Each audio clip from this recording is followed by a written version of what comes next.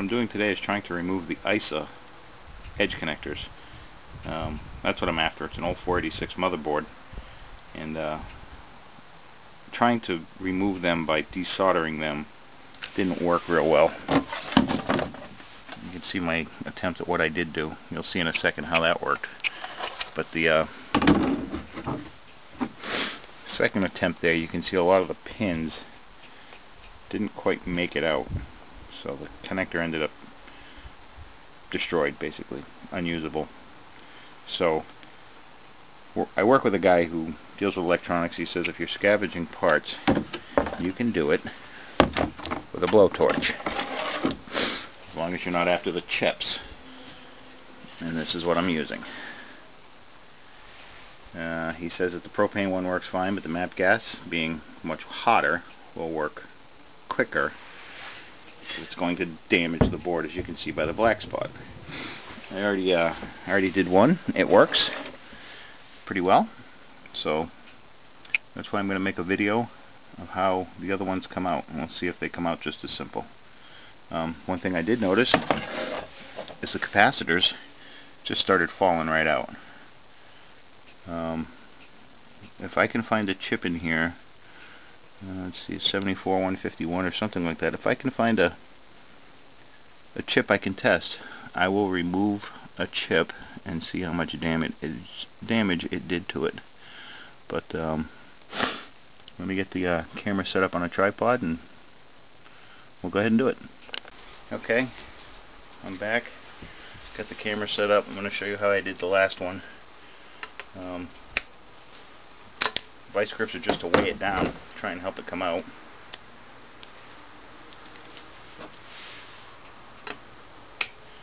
Just enough so it stays.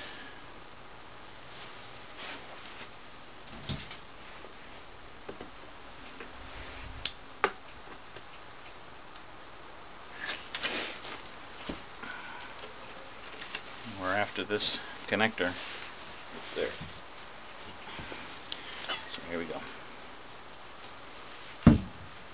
It's on.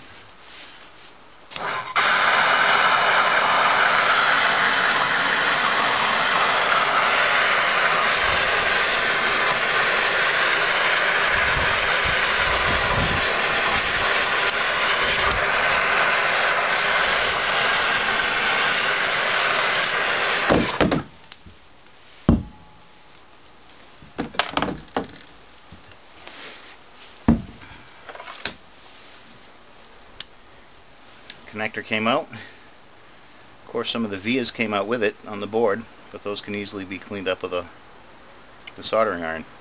I don't know if the camera picked it up or you heard it, but a bunch of the capacitors just pop right out. I'm going to do a couple more, see what else I can get off the board that just kind of falls out. But 98 pins in about, what, 10 seconds? Much faster than a soldering iron.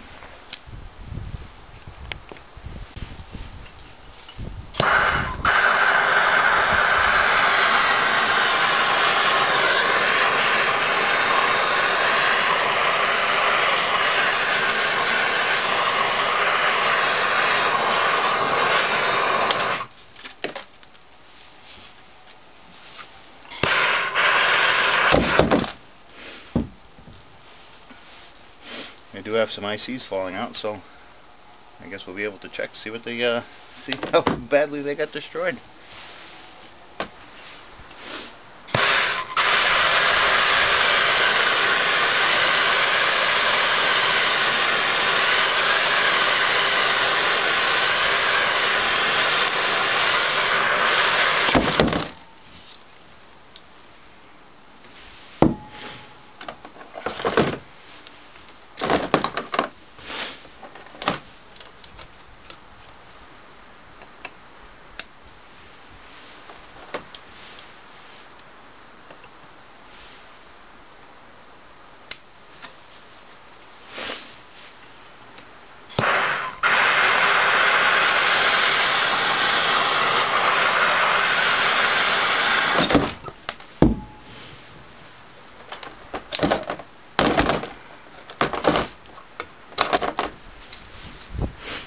recommend doing this inside. Whew. It stings. First one I did inside. I'm outside now because the wife threw me out here. New England, Massachusetts. It's about 30 degrees out, 35 degrees.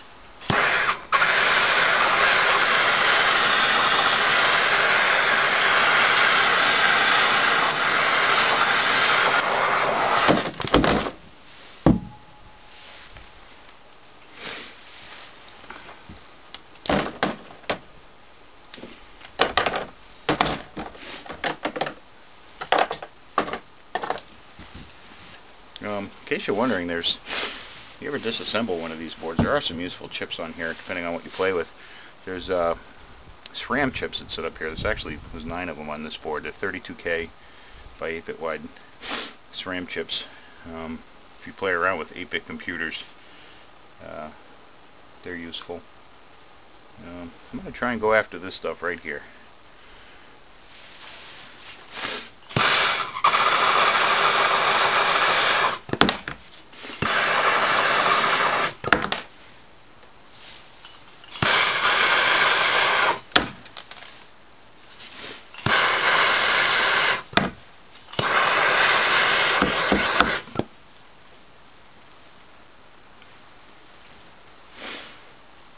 No, 2 out of 3 isn't bad.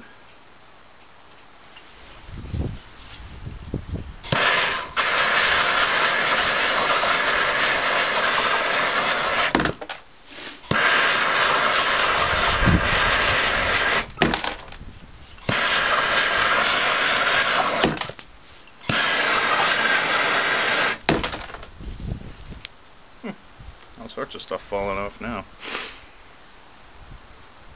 Useful? Still usable? No idea.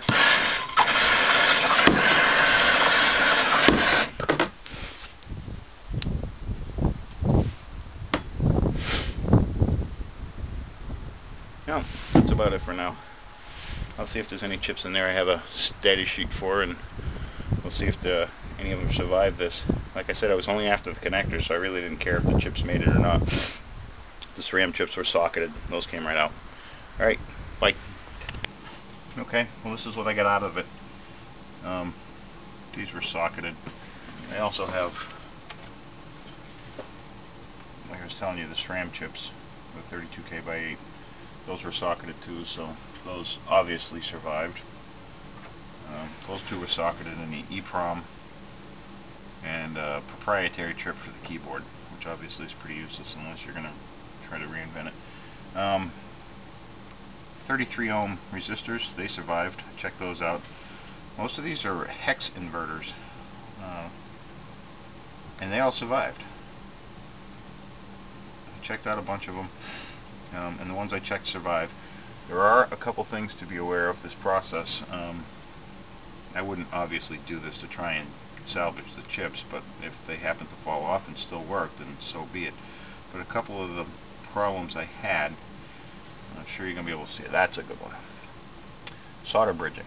Because obviously with this method you're not removing any solder, so when the chip falls out of the board, the solder pretty much stays. Most of the chips had some sort of a solder bridge, and as the chips sit at the bottom of your collection bucket, they get splattered with solder, but all this comes right off. So even the solder bridges, I mean, it'd probably be better to do it with a soldering iron to remove them, but just with a little itty bitty screwdriver, the bridges just pop right out. It's not like they're on there permanently. And I checked about half the chips, and they all worked. The capacitors work. These are 1 microfarad and 0.1 microfarad at different voltages. There's 16 and 25 volt ones here. They're polarized.